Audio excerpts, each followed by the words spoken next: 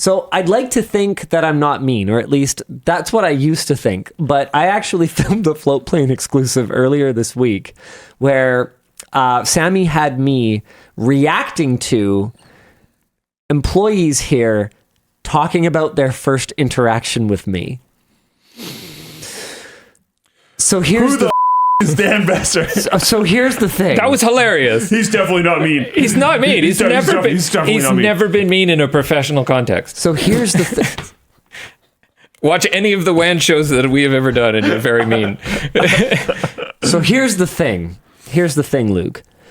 Every one of those interactions, at least the ones that I can remember or remember some version of, there's a whole bunch of context in my brain that makes whatever I said a lighthearted joke or banter.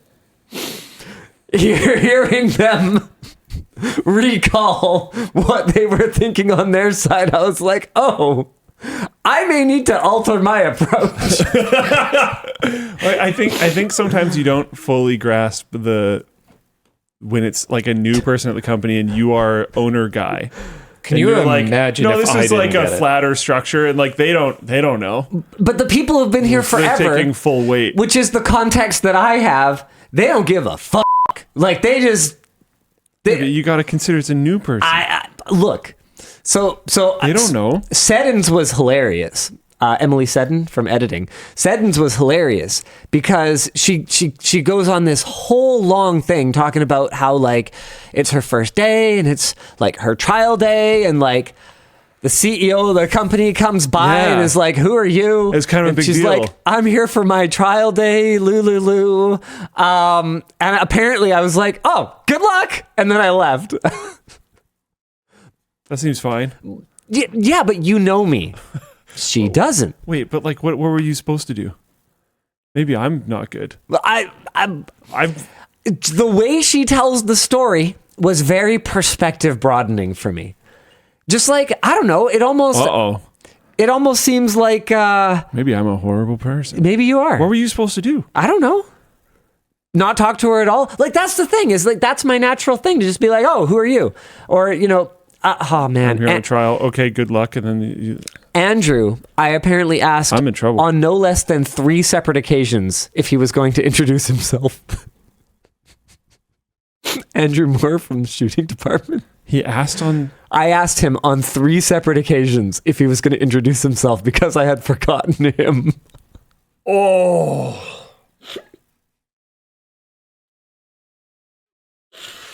That one's a little rough. And then Vance, our executive assistant, who was hired to be a general executive assistant, but was like mostly assigned to me at the beginning. Definitely. He does other stuff. Uh-huh. What are you talking about? He follows you around. Well, sometimes. All the time. Do you have his task list? Because I do. It has lots of things that are not for me. I wonder why only you have it. What? No, I'm not the only one who has it. Colton's his manager. Okay, you're actually being unhelpful right now. He is not exclusively my EA. I know. For a long time, it was kind of that way. Now it's not. Yeah. Anyway, so it's been kind of sometimes one, sometimes the other. Anyway, at the beginning, he was mostly assigned to me.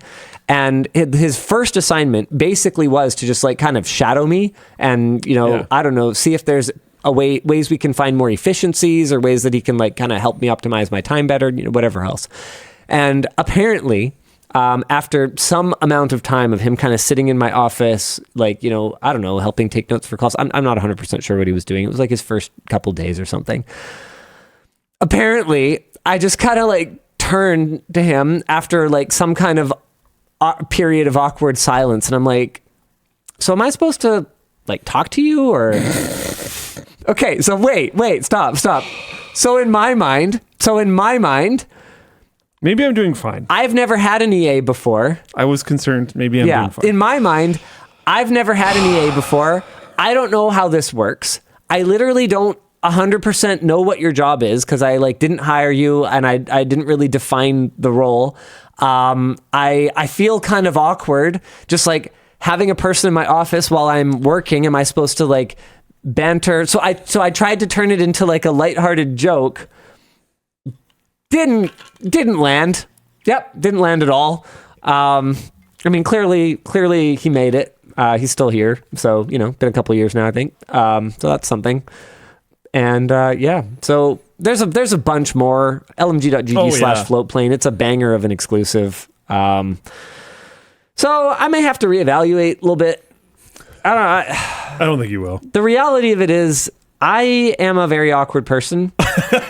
And a lot of people assume that YouTubers tend to be extroverts, but it is not. I think most of them aren't necessarily the case. I have certainly met ones that are. Oh, yeah. But what I have mostly met is introverts who I don't want to say fake it, because most YouTubers that I've met are super real. Like, they're real. It's just that what they have learned to do is channel their introversion and awkwardness into being very personable to a piece of glass. You put them in front of a crowd, though, and it is the more it is the exception rather than the rule that can like do crowd work and handle like public speaking and stuff like that. Like those are generally like the superstars. And even then, even some of the superstars are not comfortable with it. It's not what they would prefer. It happened by accident because they happened to be really, really good at appealing to a piece of glass while they're alone in a room. So I may just be an awkward introvert guy. Taryn asked me if I wanted to have lunch with a rep from a company at Computex or at dinner or something. And I literally, I've told him before that this is literally why I hired you, so that I don't have to talk to people. At some point, do you think it's funny? Do you like making awkward scenarios?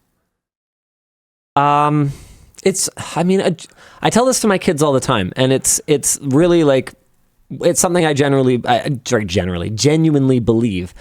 A joke is funny as long as everyone's laughing. And if the other person is like genuinely deeply uncomfortable, then no, it's not funny. Right. But it is funny that I could go this long and not realize it. That's funny. Like, that's a funny thing. It's a funny observation. It's funny that someone can make a career out of. It's ironic that someone can make a career out of somehow having their personality be appealing to millions of people online. I don't think this is fair. I don't think this line of thinking is fair. And yet be I like. don't think this line of thinking is fair at all.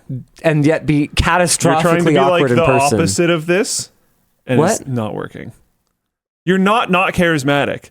I think you like, in a comedic sense, awkward scenarios, and when other people like it as well, you love it. Yes. You like going out of your way to create them, because when the other person enjoys them, you find it very fun. So and not everyone receives that energy. I love The Office the same way. I love Faulty Towers. Yeah. But I genuinely... This doesn't mean that you are necessarily awkward.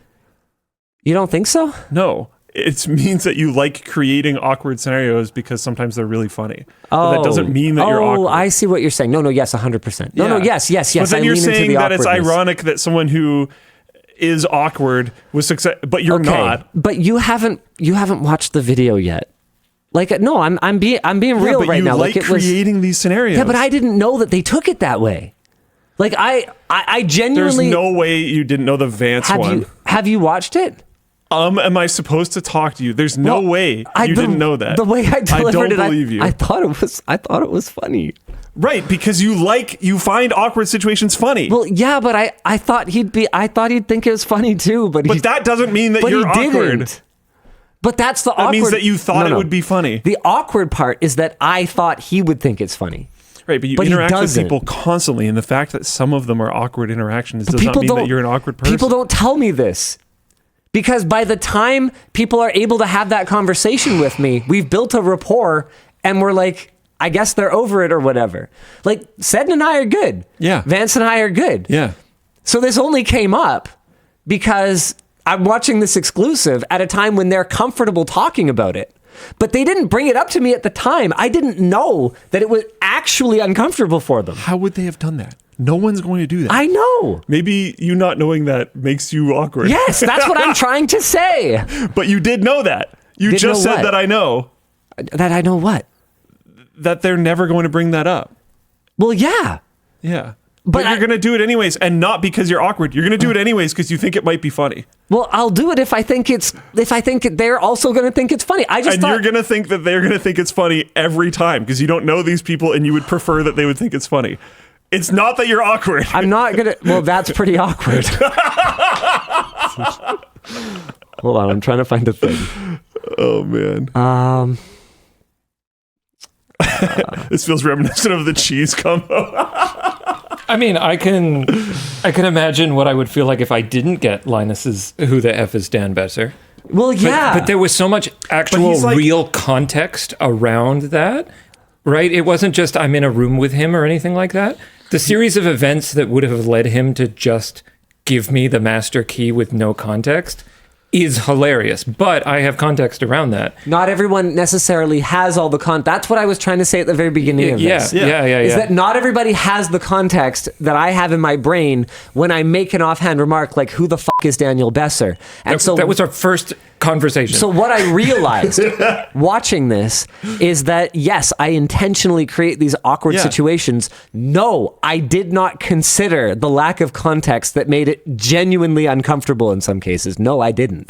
You're fishing in a lake with a lot of different types of fish. Oh, yeah. And just because you catch the wrong one, sometimes you're still going to keep casting. I will try harder not to. I mean, we didn't talk about this I talked to you about this after the party, but we haven't talked about it on the show. So I was at a party recently where I ended up in a very socially awkward situation with someone who is a big fan of a particular figure in the tech space. I remember this. That was me completely misreading a situation, ending up in a very awkward encounter that turned heated on me in a way that I didn't anticipate. I got very passionate and enthusiastic the way I'm apt to. What? No. I will tell you that I ran into a situation, it's either yesterday. Oh, no. You were there for it. I ran into a situation with a salesperson very recently with you where I was saying something critical about the thing that they were selling, and they escalated extremely quickly. Yeah, he knows what I'm talking about right now. Yeah. I believed you, but it was taking me a second. That was wild. If I hadn't had the recent experience that I had arguing with someone whose convictions are clearly so strong about something that no amount of logic or reason or anything is going to change anything about it, I may have continued engaging with that individual. Honestly, as much as it shouldn't have, that played a non-insignificant role in the final decision to not. Oh, that's interesting. Yeah. That was like super weirdly aggressive when nothing was personal and I was just talking about the product that was for sale. See, but that's almost an argument against you being awkward. No. What I'm saying is I'm learning. Yeah, but everybody, I think honestly, if anything, I think this revelation for you means that you're probably less awkward than the vast majority of people and more charismatic because you're only starting to realize this now. Corporate puffery right there. No, puffery 101. Puffery. Because I think most people are more awkward way more often, so they're aware of it. Oh man, I don't know, dude. I don't think you saying that you're awkward is legitimate or would stand up. Well, in a court of social law. I am definitely. Everyone has awkward moments. I am learning. There, I will say that, and ideally, everyone is. And that reaction video was eye-opening for me. I will try to be more cognizant of the sorts of jokes that I make with people I am meeting for the very first time. That is what I learned. I'd say lean into it. I will f*** it up sometimes. Lean into it. Let this be a known thing. You start here, your boss is going to say something incredibly offensive. See, but this... I used to literally do it in interviews. This is my point. This is not the first time you've learned this or adjusted. It's part of the company culture. It's a form of hazing. Everyone is learning all the time. But we are not that company anymore, and we can't be. No. We're too big now. No, I know, but this is what I mean. It's just another step. Well, yeah. Yeah. But everyone's learning all the time. Right. And it was awkward when I did it in interviews. And it's awkward when I do it on the first day. And someday, maybe years from now, I will figure out that it's awkward when I do it 3 months in. Linus, you're not awkward. You're just unprofessional. Thanks, Dan. I don't know if he's going to prefer that. So AJ apparently pointed out that Linus asked him to introduce himself like 4 times. And also at the first LTX, Linus thought AJ was a fan. To be fair, I think that was the first time you guys met each other. So it kind of makes sense given the context of the situation, because I don't think AJ had one of the shirts. And I will pair it with the awkwardness of me hiring AJ to bring things off of Linus for a second. I think you probably remember this story, but AJ was the first person that I hired like by myself. Yeah. And I thought it was really weird that someone was like joining the company and had never talked to Yvonne, which doesn't matter anymore and is like totally normal. But at that point in time was genuinely weird. Yeah. She handled like onboarding and a lot of stuff. Like was she would part of like every hiring before then, I think, to a certain degree. Yeah. Yeah. So I was like, yeah. She even helped me review resumes back when I hired you at NCIX. Yeah. Like she was, and like now there's no way, right? Like we're such a huge company. Not even just Yvonne, like most people aren't going to know anything about it when you're brought on because we're so big. But back then it was weird. So I just like, I was on the phone with him talking about it. And then I was just like, oh yeah, you should like talk to Yvonne. And I just handed the phone to Yvonne. Nice. And they both just sat there and were like, and you know, both their personalities. They would both do that. And it's like, didn't really say anything. And it was incredibly awkward. And I just threw them both into this scenario with no prep, no planning, no instructions on like maybe what they should talk about or anything. Eventually I don't remember what happened after that, but I think I eventually just took the phone back and was like, sorry. So yeah, my bad. Yeah, you actually can be quite awkward too sometimes. Yeah. It's in a different way though. He's like an aggressive kind of awkward, and I'm like an offensive kind of awkward. Because like, okay, a big part of my sense of humor is saying something that I think is so ridiculously stupid or so ridiculously outlandish or offensive that nobody could possibly take it seriously.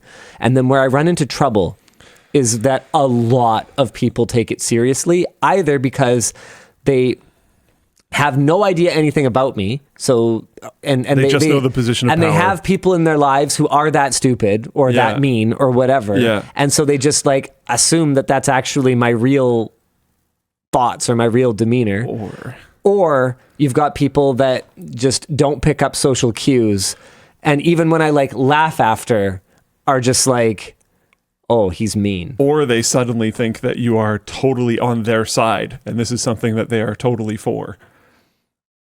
Which one was that?